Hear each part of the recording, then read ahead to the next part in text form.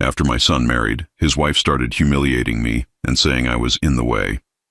2 days ago, he asked me to sign some papers to organize the finances. Today, the bank manager warned me. He tried to close your account.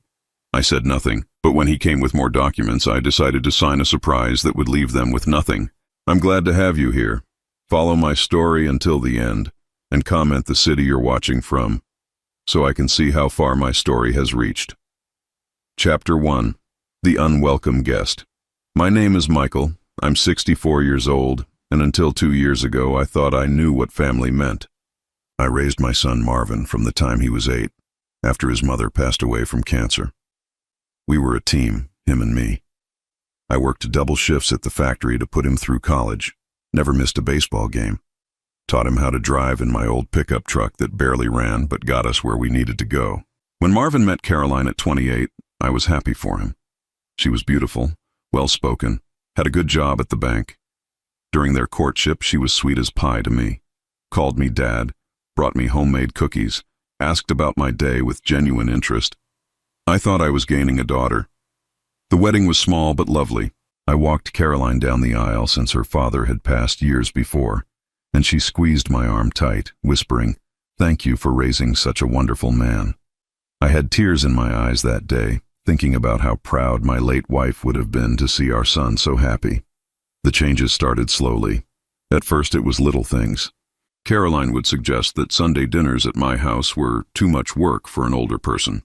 She convinced Marvin that they should host instead, in their modern apartment with the granite countertops and stainless steel appliances. My kitchen, where I'd cooked thousands of meals for my son, suddenly wasn't good enough. Then came the comments about my house. "It's so dated, Dad," Caroline would say with a sympathetic smile. "Have you thought about downsizing? This place is really too big for one person." She'd run her finger along my mantelpiece like she was checking for dust, even though I cleaned every day. Nothing I did was ever quite right in her eyes. The isolation crept in like a slow poison. Family gatherings became less frequent. When I'd call to make plans with Marvin, Caroline's voice would float in the background. "Tell him we're busy this weekend, honey. We need couple time." My son, who used to call me 3 times a week, suddenly became too occupied with his new life to check on his old man. Christmas of their first year of marriage was when I really felt it. I'd always hosted Christmas morning. It was our tradition. Marvin would come over early, we'd make coffee and pancakes, open presents by the tree I'd decorated with the same ornaments from his childhood. That year, Caroline announced they were starting their own traditions. "It's time for Marvin to make new memories," she said, not even looking at me. "Family traditions need to evolve." I spent that Christmas morning alone for the first time in 56 years. When their first child was born, my grandson Tommy, I thought things might change. I was so excited to be a grandfather. Had already started planning fishing trips and teaching moments. But Caroline controlled every visit. "He's napping," became her favorite excuse. "The baby has a routine, Dad, and visitors disrupt it." I was allowed to see my own grandson for exactly 1 hour every other Sunday, and only if I called first to confirm it was convenient. By their second year of marriage, I felt like a stranger in my own family. Caroline had this way of making every conversation about how difficult I was being. If I brought up wanting to see Tommy more often, I was being demanding. If I suggested family traditions, I was being controlling. If I offered help with anything, I was interfering. Marvin, caught between his wife and his father, began taking her side more and more often. The breaking point came last month during Tommy's second birthday party. I'd bought him a wooden toy train set, hand-carved and beautiful. I was so proud of that gift. When Tommy started playing with it, Caroline swooped in and moved it aside. "Thank you, but we don't really have space for big toys like this," she said loudly enough for other guests to hear. "Maybe something smaller next time would be better." My heart broke watching my grandson reach for that train while his mother redirected him to some plastic electronic toy that made annoying sounds. Later, I overheard Caroline talking to her sister in the kitchen. "I swear, sometimes I think he does things just to annoy me. Doesn't he realize we live in a small apartment? Where are we supposed to put all this old-fashioned junk?" That night, Marvin called me. His voice was strained, like he was struggling with something. "Dad, Caroline thinks maybe you should consider that we're building our own family now. She feels like you're having trouble accepting that I'm married." I sat in my living room, looking at all the photos of Marvin growing up, at the empty chair where he used to sit to watch football games with me, and I realized something terrible had happened. My son was slipping away from me, and I was powerless to stop it. But what came next would test everything I thought I knew about the people I loved most. The phone call that would change everything was still 3 days away, and I had no idea that Caroline's true intentions were about to be revealed in the cruelest way possible. Chapter 2. The Perfect Plan.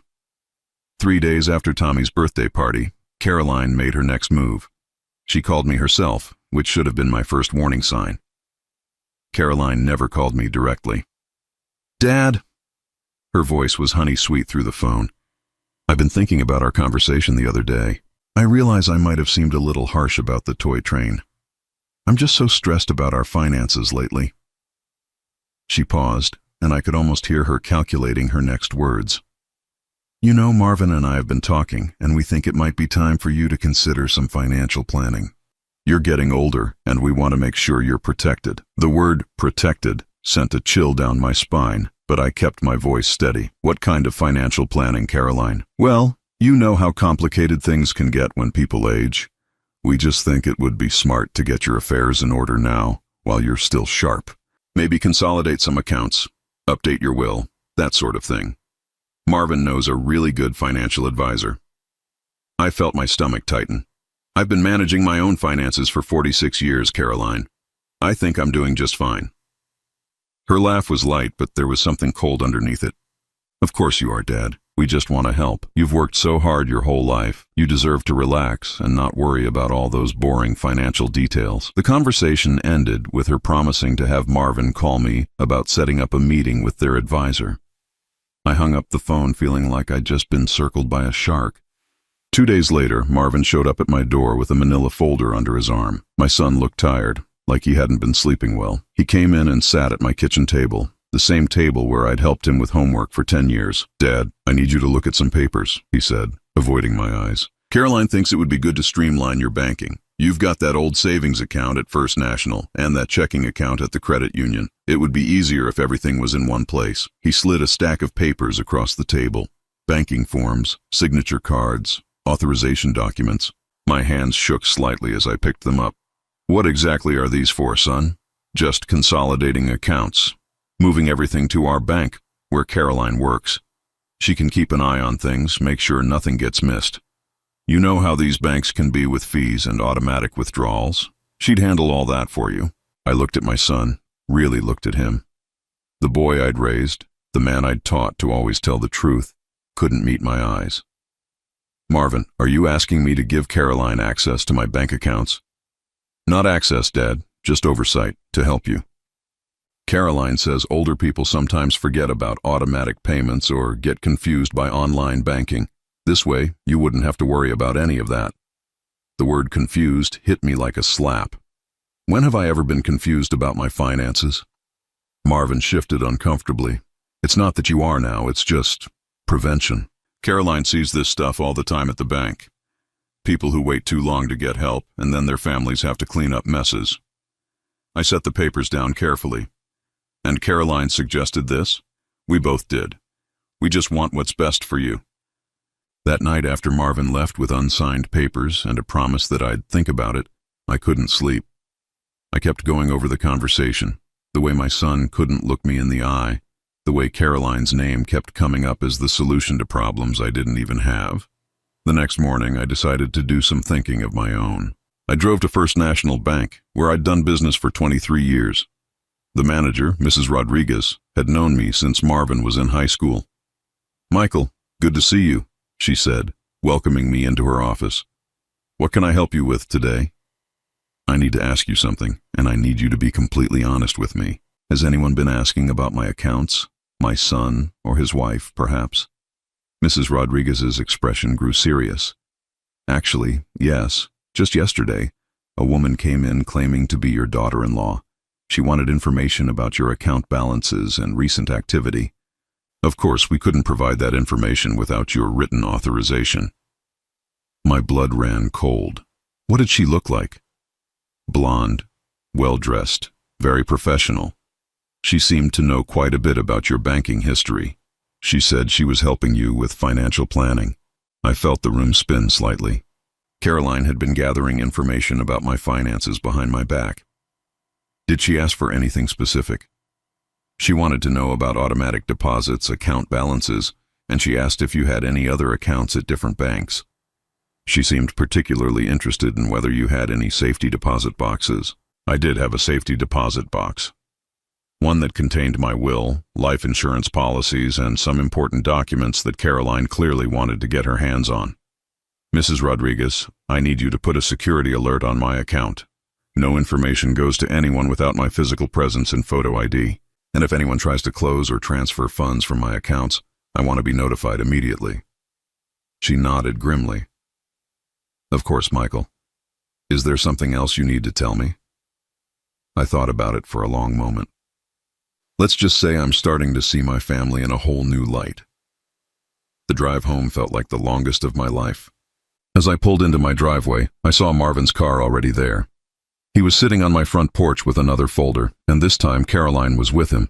They were both smiling, but their eyes looked hungry. What I discovered in that folder would reveal the true extent of their betrayal and force me to make a decision that would change all our lives forever. Chapter 3. The Hunter Becomes the Hunted. I sat across from Marvin and Caroline at my kitchen table, the same table where I'd taught my son to tie his shoes, helped him with algebra, and had countless heart-to-heart conversations. Now it felt like a battlefield. Caroline had that practiced smile again, the one she'd perfected during their courtship. Dad, we brought some updated paperwork, just a few small changes to make everything more efficient. She slid the folder across to me with manicured fingers. Inside were new documents, power of attorney forms, beneficiary change requests, and something that made my blood freeze, a preliminary application for assisted living facilities. What is this?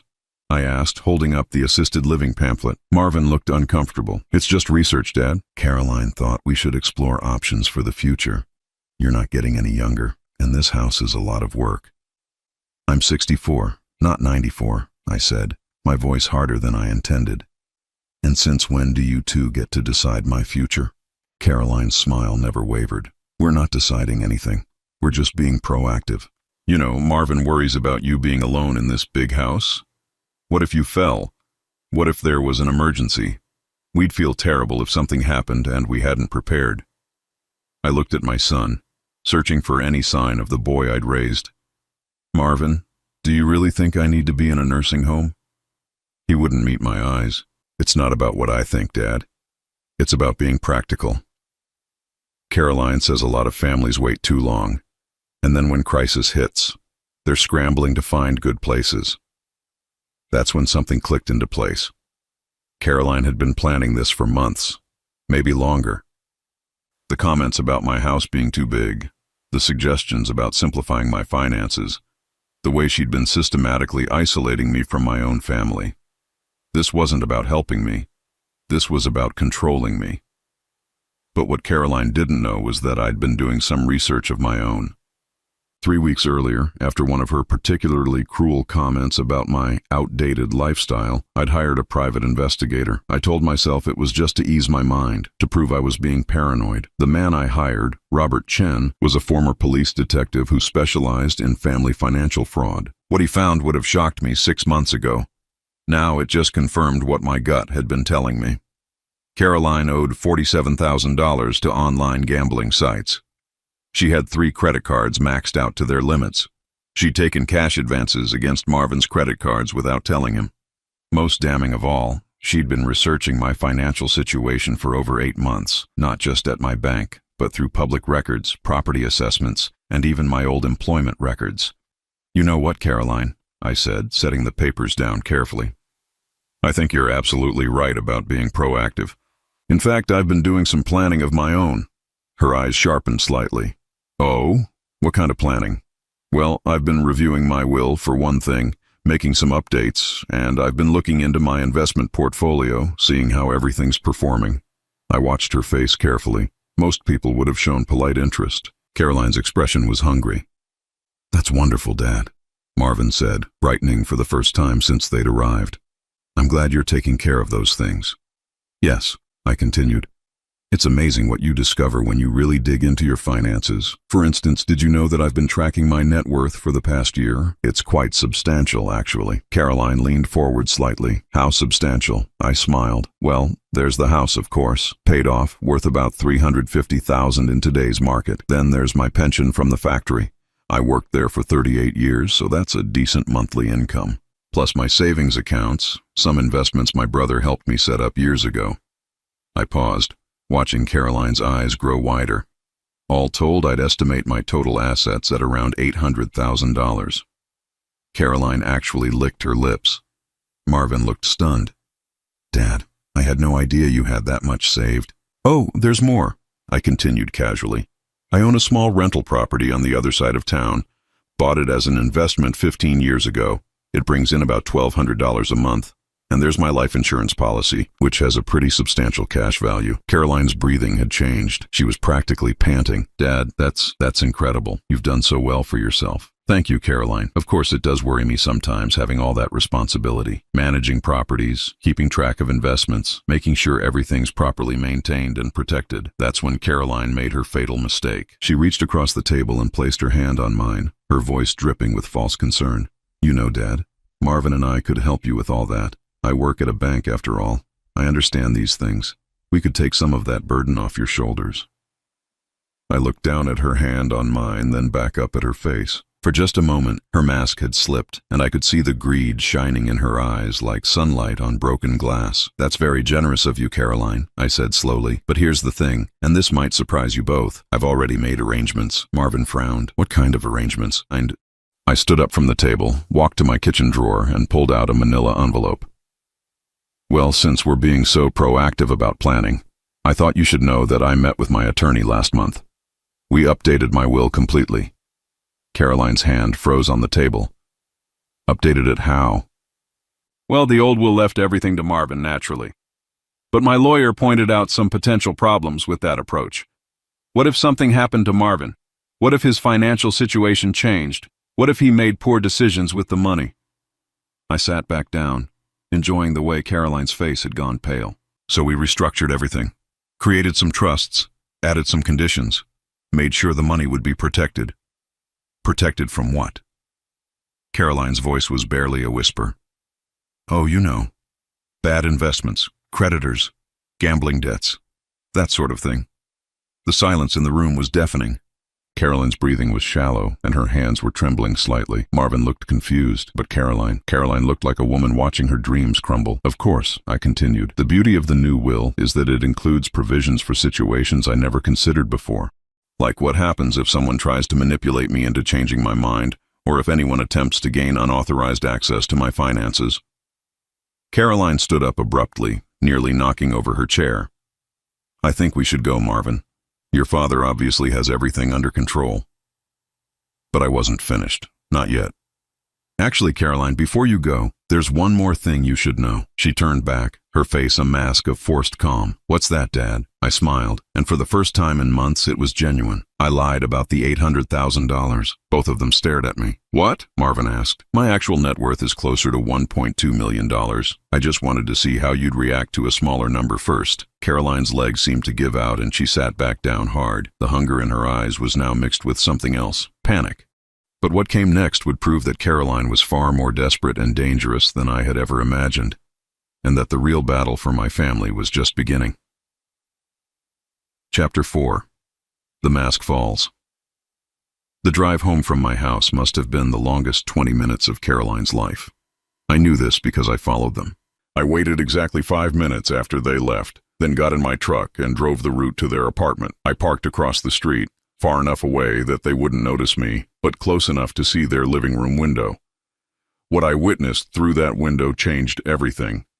The moment they walked through their front door, Caroline exploded. Even from across the street, I could see her pacing, gesticulating wildly, her mouth moving in what was clearly a furious tirade. Marvin sat on their couch, his head in his hands. She was pointing at him, then toward the direction of my house, then back at him again. After about 10 minutes of this, Caroline grabbed her phone and started making calls. I watched her pace while she talked, her free hand slicing through the air. She made 3 separate calls, each one lasting several minutes. Then something happened that made my blood run cold. Caroline threw her phone down and grabbed Marvin by the shoulders, shaking him. Even from my distance, I could see my son's face, confused, scared, overwhelmed. She was yelling at him now, her face red with rage, spittle flying from her mouth.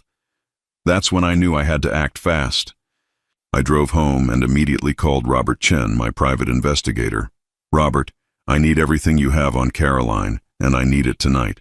Michael, what's happened? She just found out about my actual net worth, and I think she's about to do something desperate. Can you email me everything you've gathered? Already on it. Check your email in 10 minutes.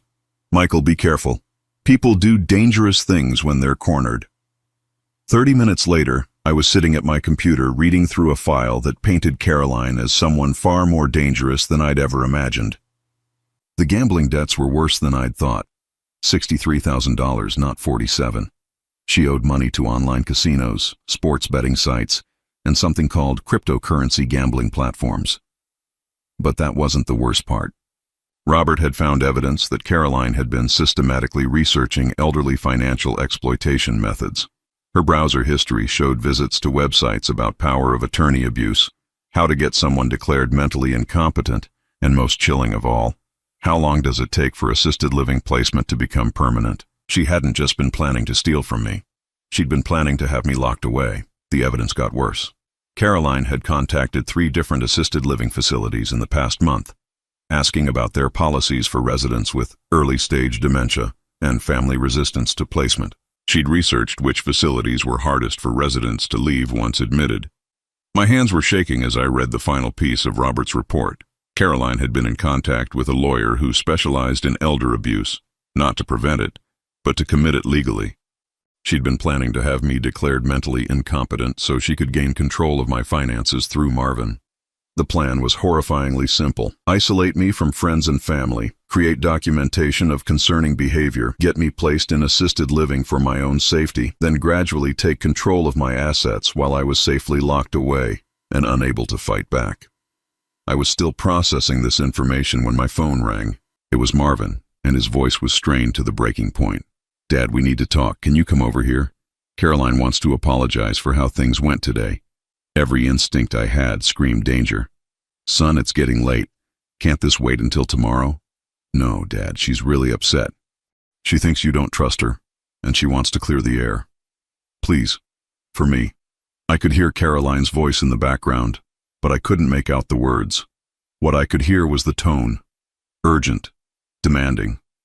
Marvin, is everything okay? You sound strange. There was a pause. Everything's fine, Dad. Caroline she feels bad about how things have been between you two. She wants to start over. I made a decision that probably saved my life. Okay, son, I'll be there in 30 minutes. But I didn't go to their apartment. Instead, I called Robert Chen back.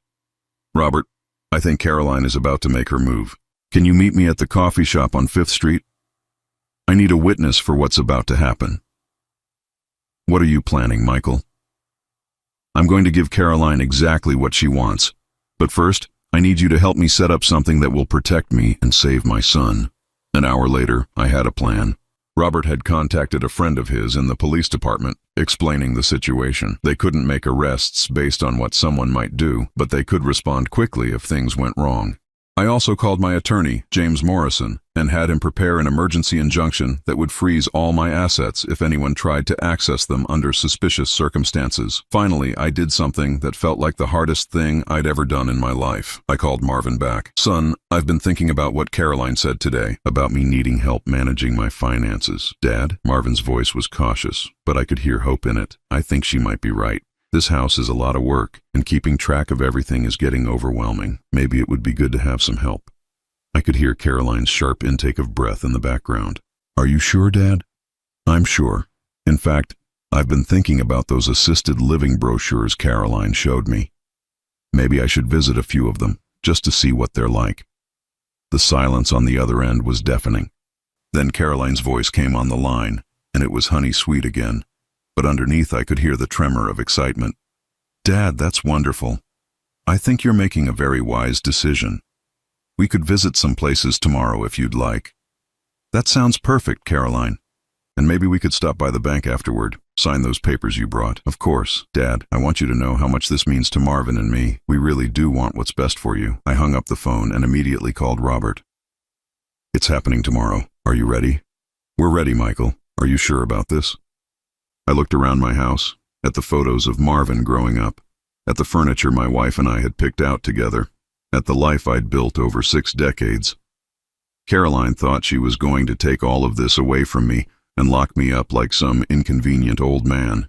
She had no idea what was coming, I'm sure. It's time Caroline learned that not every old man is as helpless as she thinks. The next morning, I got dressed in my best suit, the one I'd worn to Marvin's wedding. I looked at myself in the mirror and saw not a confused old man, but a fighter who was about to protect everything he'd worked for. Caroline thought she was the hunter, and I was her prey. She was about to discover that this old man still had some very sharp teeth, and that the trap she thought she was setting was about to snap shut on her instead. Chapter 5. The Perfect Trap. Caroline picked me up at exactly 9 o'clock the next morning, driving Marvin's car while he sat in the passenger seat.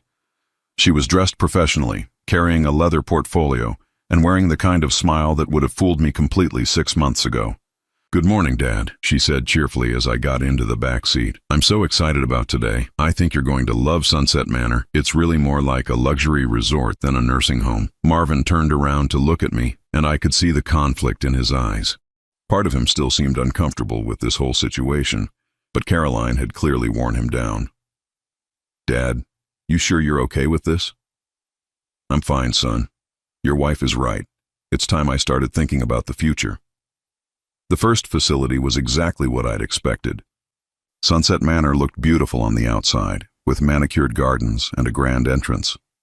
But the moment we walked through the doors, I smelled it. That institutional smell of disinfectant mixed with despair that no amount of fresh flowers could mask. Caroline was in her element, asking pointed questions about their policies. What's the procedure if a resident wants to leave? How do you handle situations where family members disagree about placement? What kind of medical evaluation is required for admission? The administrator, a thin woman named Mrs. Patterson, answered each question with practiced efficiency. Well, once a resident is admitted, we require a 30-day evaluation period. During that time, leaving requires approval from both the medical staff and the family member who signed the admission papers. Caroline's eyes lit up. "And what if the resident insists they don't need to be here?" "Oh, that's very common," Mrs. Patterson said with a patronizing smile. "Especially with early-stage dementia, they often lack the insight to understand their limitations. That's why we rely on family members to make the difficult decisions." I felt sick listening to this conversation, but I played my part. "It does seem very nice here," I said, letting my voice sound tired and a little confused. "Though I'm not sure I understand all these rules and procedures." Caroline practically pounced on that. "Don't worry about any of that, Dad. Marvin and I will handle all the paperwork and details. You just focus on getting settled and comfortable." After touring 3 facilities, we headed to the bank. Caroline was practically vibrating with excitement, though she was trying to hide it. Marvin seemed quieter with each stop, but he was still going along with everything. At the bank, Caroline ushered us into a private office where her manager, Mr. Stevens, was waiting. The papers were already prepared. Power of attorney documents, account transfer forms, beneficiary changes. "Now, Mr. Holloway," Mr. Stevens said, "these documents will give your daughter-in-law authority to handle your financial affairs.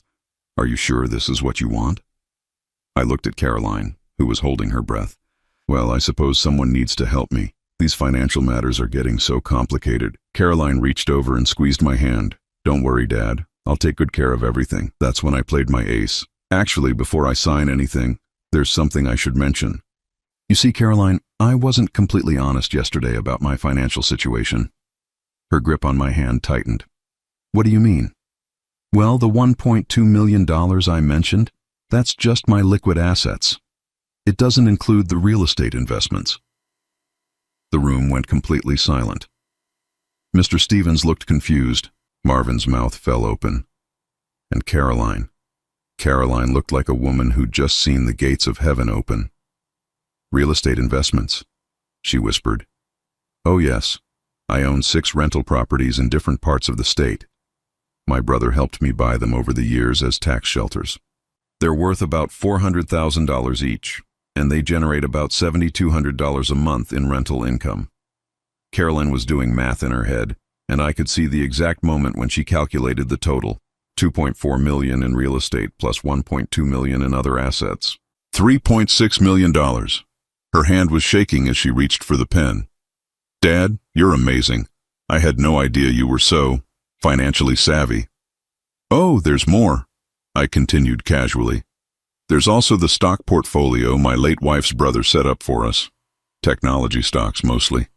It's done very well over the years. Caroline actually whimpered. How much? Well, at last count, about $800,000. Of course, it fluctuates with the market. $4.4 million total. Caroline was hyperventilating. Dad, Marvin said slowly, why didn't you ever tell me about any of this? Well, son, your mother and I always believed in living modestly. We didn't want you to grow up thinking money would solve all your problems. We wanted you to work for what you had, develop character. Caroline was nodding frantically. That's so wise, Dad. But now it's time to let us help you protect all of this. You've worked so hard. You deserve to relax and know that everything's being taken care of. I picked up the pen, held it for a moment, then set it down. You know, Caroline, I want to ask you something, and I want you to be completely honest with me. Her eyes were locked on mine. Of course, Dad. Anything. Do you love my son? The question seemed to catch her off guard. What? Of course I love Marvin. Why would you ask that? And do you love me? As your father-in-law, I mean. Yes, Dad. You know I do. I nodded slowly. And you'd never do anything to hurt either of us? Never. Dad, I just want what's best for this family. That's when I smiled. That's funny, Caroline, because my private investigator tells a very different story. The color drained from her face. You're what? I pulled out my phone and showed her the screen. Robert Chen was standing just outside the bank's glass doors, talking to two police officers.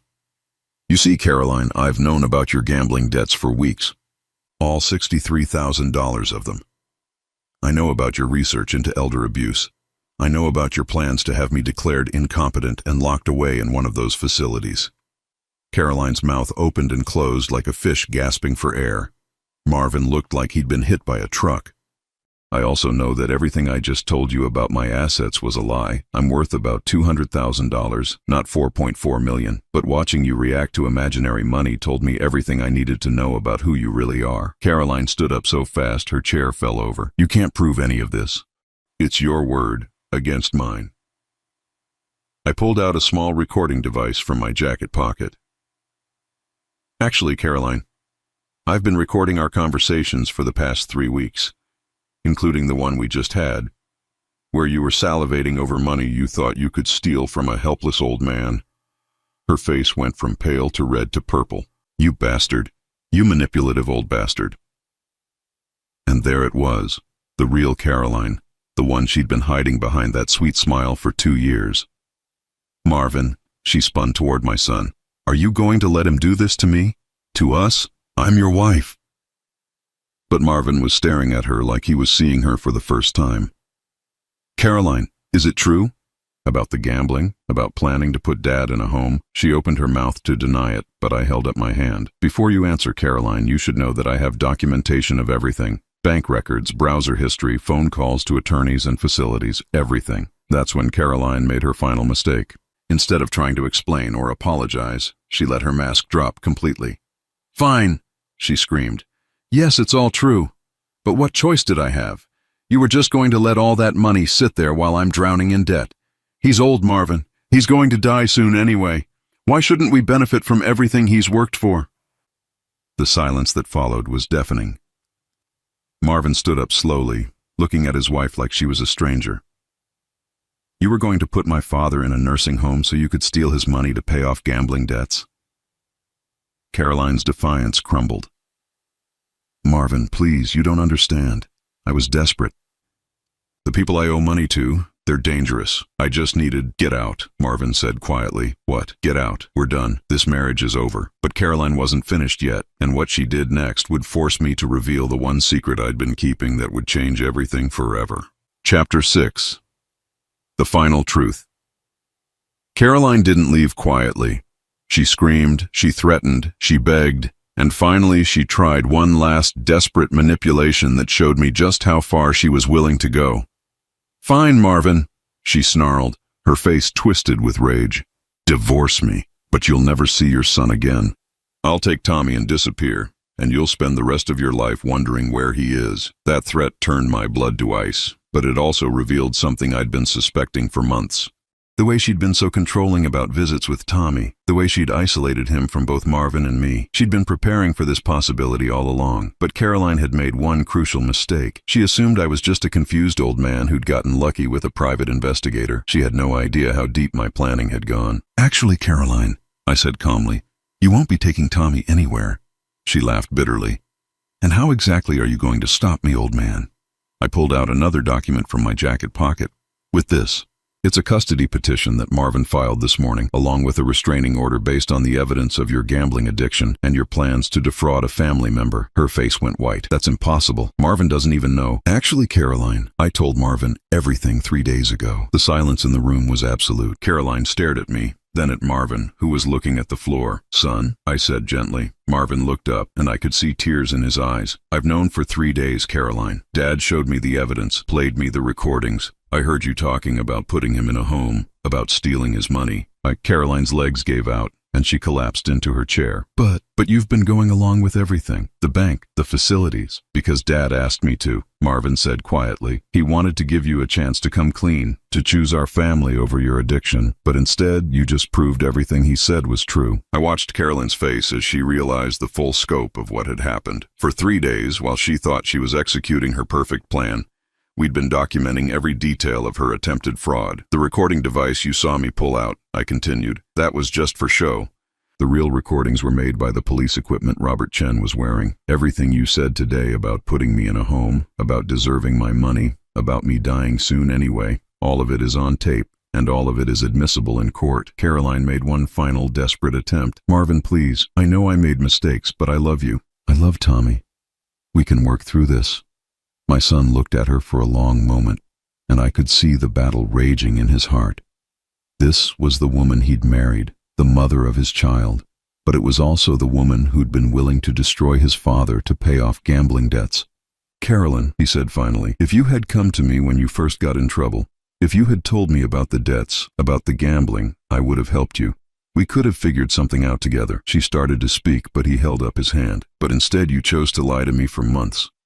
You chose to manipulate me into helping you abuse my own father. You chose to research ways to have him declared incompetent so you could steal everything he worked for his entire life. Marvin's voice broke slightly.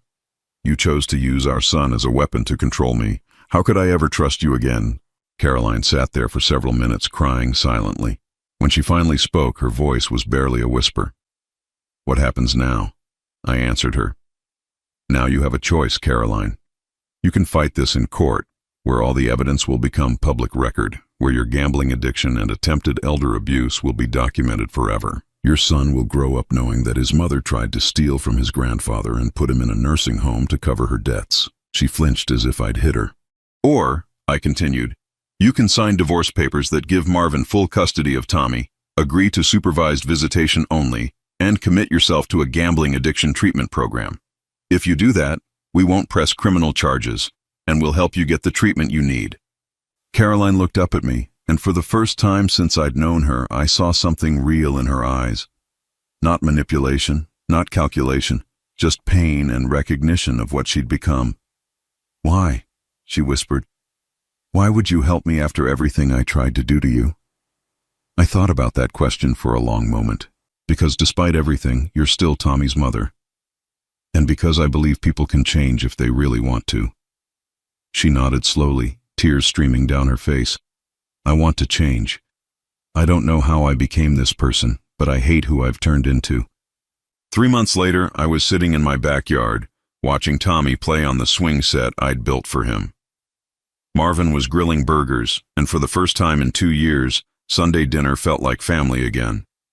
Caroline was in a residential treatment program in another state. She called to talk to Tommy twice a week, and according to her counselors, she was making real progress. Whether she'd truly change remained to be seen, but at least she was trying. Marvin had moved back into my house temporarily while the divorce was finalized.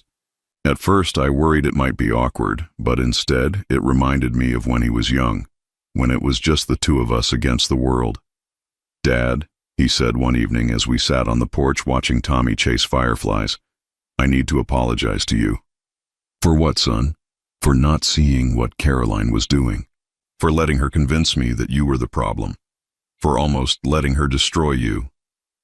I put my hand on his shoulder. "Son, Caroline is a very sick woman who became expert at manipulation. She fooled me for a long time too. The important thing is that we figured it out before it was too late." He was quiet for a moment. "Can I ask you something? You never really had $4.4 million, did you?" I laughed. "No, son, I'm comfortable, but not wealthy. Though I will say, watching Caroline's reaction to imaginary money was quite educational." "And the recording device you showed her at the bank was my garage door opener." Marvin shook his head, grinning. "You're a crafty old man, you know that?" "Well, I learned a long time ago that sometimes you have to be smarter than the people trying to hurt you." A week later, I got a letter from Caroline. It was the first honest communication I'd ever received from her. "Dear Dad," it began, and I noticed she still called me Dad, even after everything. "I know I don't deserve your forgiveness, but I want you to know that I understand now what I almost did to you and to my family. The counselors here have helped me see that my gambling addiction made me into someone I never wanted to be. I'm not asking for another chance, because I know I don't deserve one, but I want you to know that I'm grateful you stopped me before I destroyed Tommy's life, along with everyone else's. He deserves better than the mother I was becoming. Thank you for giving me the opportunity to get help instead of going to prison. I promise I will use this chance to become the person my son deserves to have in his life. Love, Caroline." I folded the letter carefully and put it in my desk drawer.